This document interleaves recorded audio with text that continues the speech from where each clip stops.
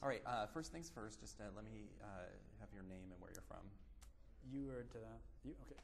Matt Hoffman from Elgin, Illinois. All right, Matt, why Big Brother?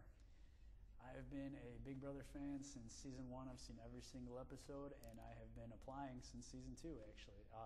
Barring 1 or 2 or 3 seasons, I missed the application, but every other year. So it's like it's been a goal. It's an accomplishment of mine to finally make it on. And how? Oh, yeah.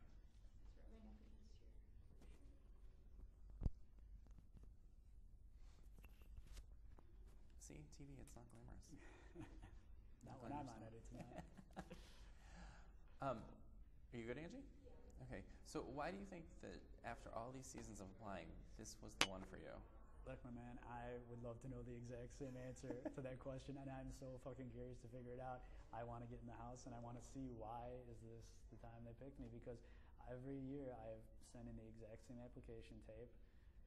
I didn't send the same tape, but it was the same thing as me sitting in the exact same place I always sat, turned the camera on, hit record, talked into it, stopped it, sent it in, not saying anything much different. My life hasn't changed that much, and this year it worked, so we shall see. Maybe they just got tired of you sending tapes in. That's what I said. I think they're just sick of me, and they're like, we don't want to watch this tape anymore. It's the same fucking thing every year, and so we're just going to let him on the show now. I think something that a lot of people should know is that your house broken. I think that's great to know, that you're not going to pee on the carpet. That carpet is going to be clean and fresh, and it will smell good, and my clothes will be dry.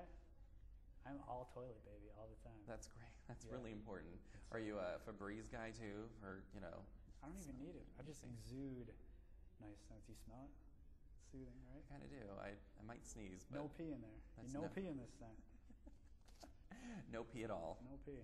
I like that you also are leaving your real life at the door. So is this you really now, or is this what I mean by that? Is this game Matt? No, this is me, and what I mean by that is just that it's strategy, man. If you go into the house and you spend the whole time crying over your wife or your mother, father, your friends, that gets in your head. For me, I miss them. I love them to death.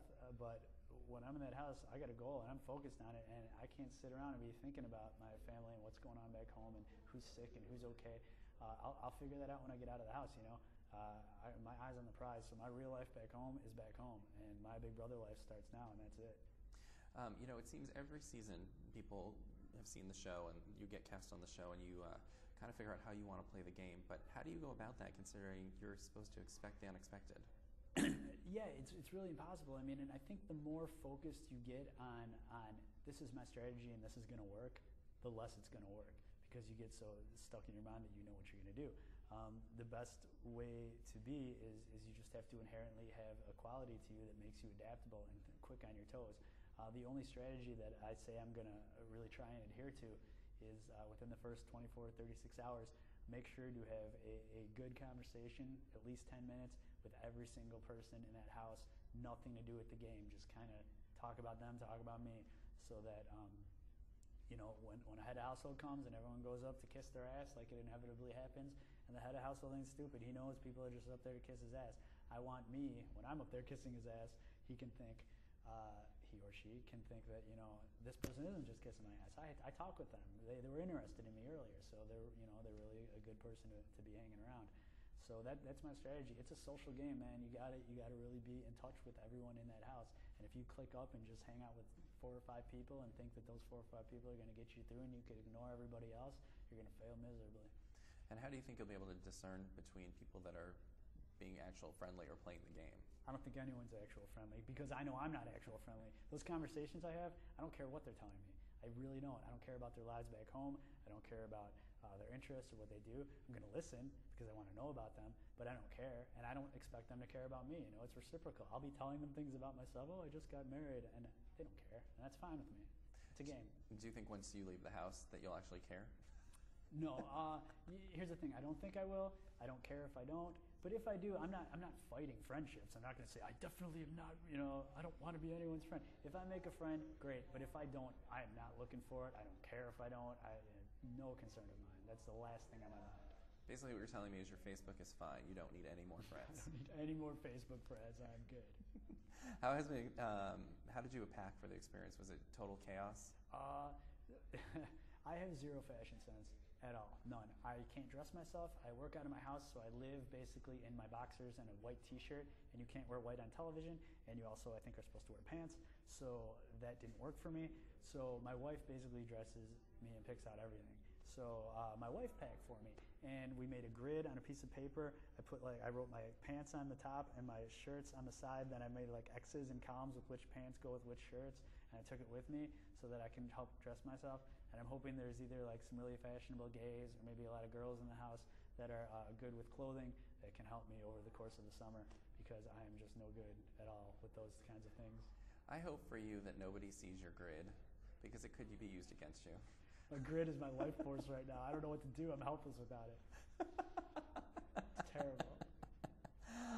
What are you going to miss most about your everyday to-day life? I don't know. I wonder if you even have time to miss anything. I mean, they say talk about all the downtime, but the downtime in your head. I guess I'm gonna miss just knowing what's going on. Not even personal, not like my personal life and my family, but just like pop culture and society. Like who's fucking Angelina Jolie dating and stuff. I don't know why I would miss that. It's just like those little things where you're so cut off, and it's strange to not know. I'm such an inquisitive person. I love being the first to know things. I like knowing things other people don't know and knowing secrets and stuff. So to know that I just know nothing except what's going on with these 10 other people, that's just weird and troublesome to me that I'm out of the loop, so to speak. Well, in some ways you're going to become the loop, because people, you've seen the seasons. People get pretty, attached to the housemates. It's weird, huh? There's some weirdos out there. Real weirdos. But who am I to say? I'm the weird. Look at me. I applied for the show like 10 times in a row. So. Well, there's something about it that made you really want to apply. It doesn't make you necessarily weird. It's how you act in the house that would make you weird. I want to win. I mean, I'm going to do it, Determination. Gotta persevere.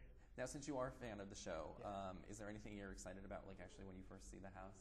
My God, totally excited. I mean, that structurally the house is always generally the same, but the themes and the way they decorate, it's always so awesome and creative.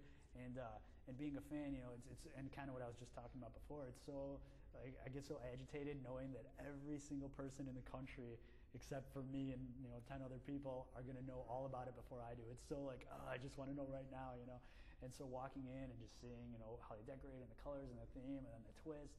And I'm so curious just to see even the very first challenge, just to see a backyard all decorated. I mean, who in their life ever gets to do bizarre challenges like swing from ropes into pools full of spaghetti sauce and crazy stuff like that? It doesn't happen. It's these weird, unique life experiences are so interesting and exciting.